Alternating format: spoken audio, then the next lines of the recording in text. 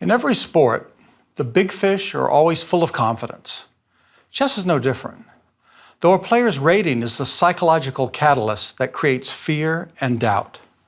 So we find strong grandmasters fearing the top 10 in the world, and seasoned international masters fearing the grandmasters, and chess masters quaking in their boots when faced with international masters, and on it goes.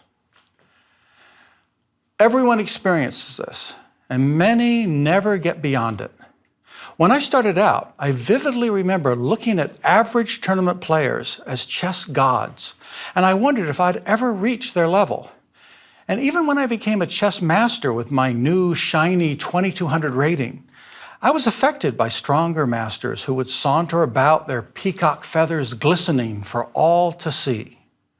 This rating-generated caste system is present in every part of chess culture. And it doesn't only affect your standing among other players, but also the moves you make. When you play against someone higher rated than you, it's normal to think they know more than you do, that they will see through all your tricks and strategies. And once you believe this, it becomes a self-fulfilling prophecy. I was certainly a victim to this kind of thing.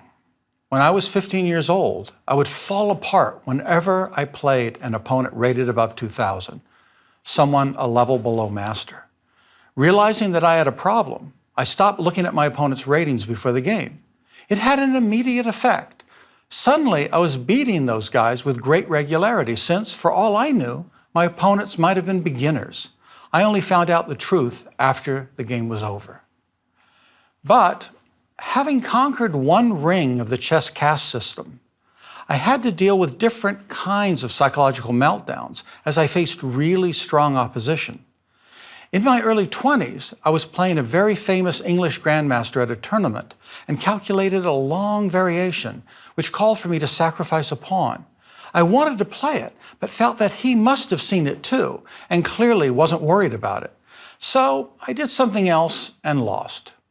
After the game, I showed him what I wanted to play. He looked at me and said, "I didn't see any of that."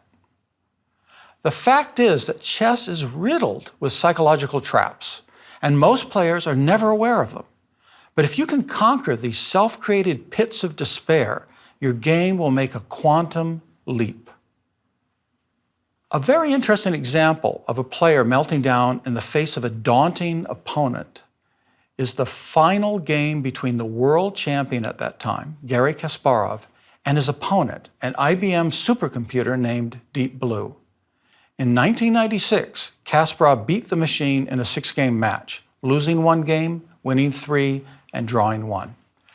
A 6-game rematch was arranged a year later, but this time the computer was much stronger. Not only was the software and hardware far superior, but a team of strong human chess players helped Deep Blue's opening preparations, and between each match game, helped to make corrections in their match strategy. Kasparov entered the match with confidence, and he won the first game.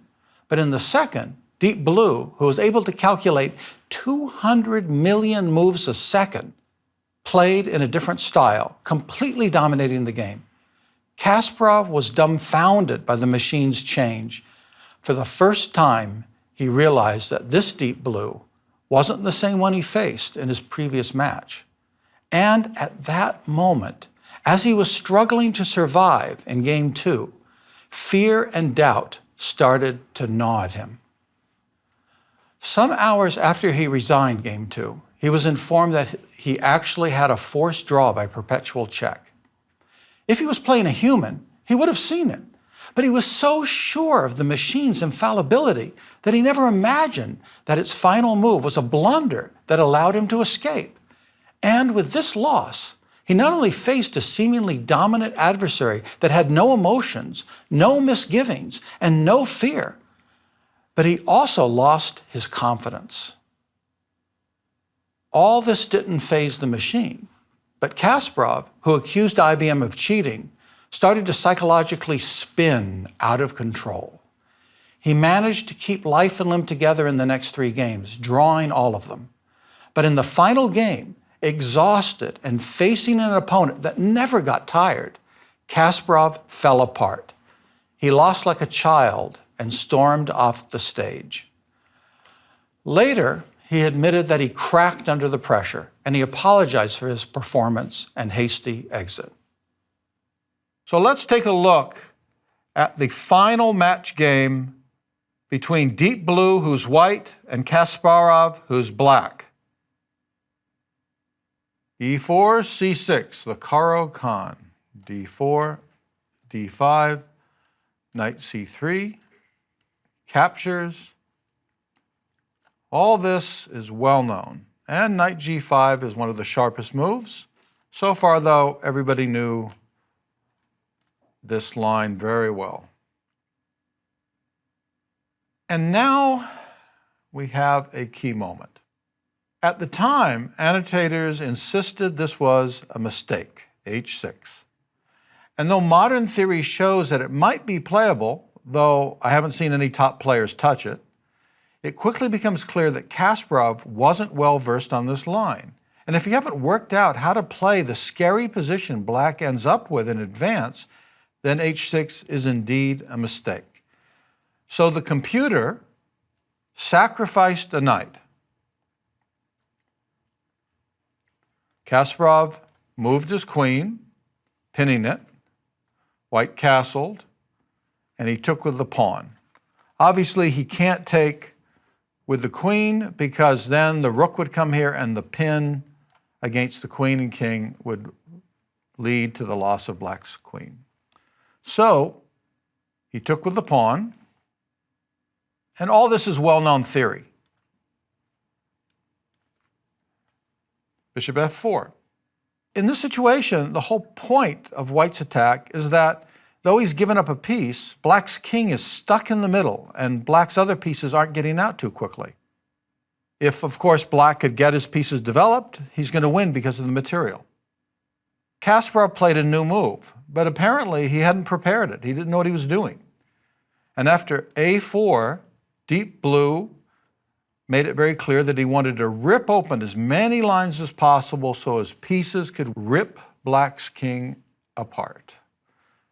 Kasparov played bishop to b7, rook e1, and knight to d5. The knight looks very nice here, but the bishop simply retreated back. Kasparov kept moving the king somewhere just to escape whatever is in front of him, but of course, it doesn't work. And the queen gets a little closer and hits this pawn. He guards it, and now the heavy-duty stuff, bishop f5, taking advantage of the pin, hitting this key pawn. There's really no way to guard it that's going to work, so he gives up his queen.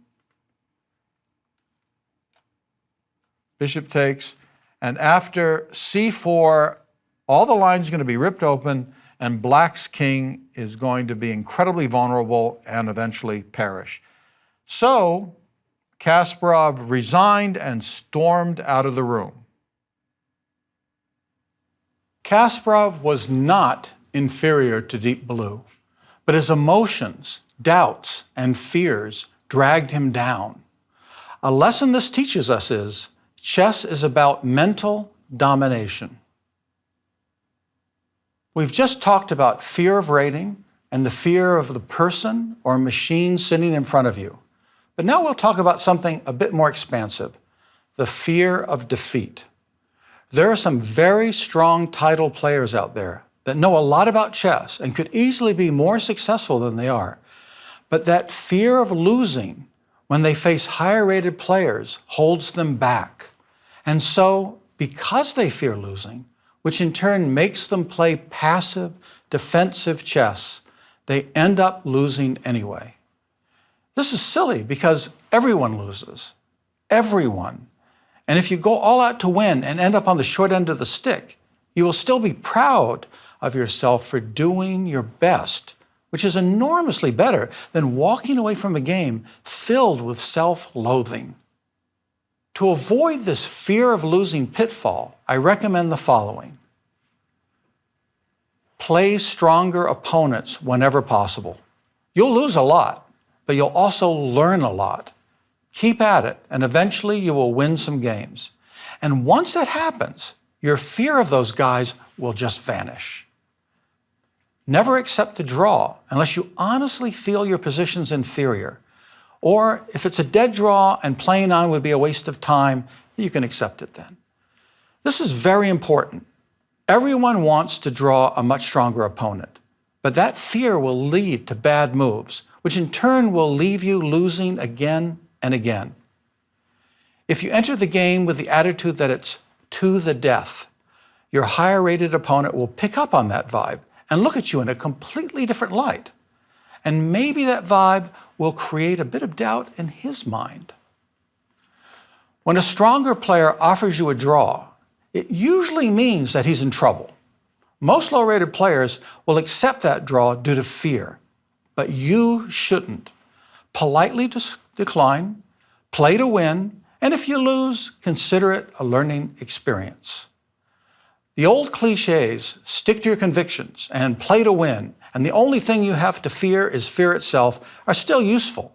If you truly enter every chess game with a never give up, never surrender mentality, you'll quickly find that you're at the front of your rating group and ready to move on to the next level.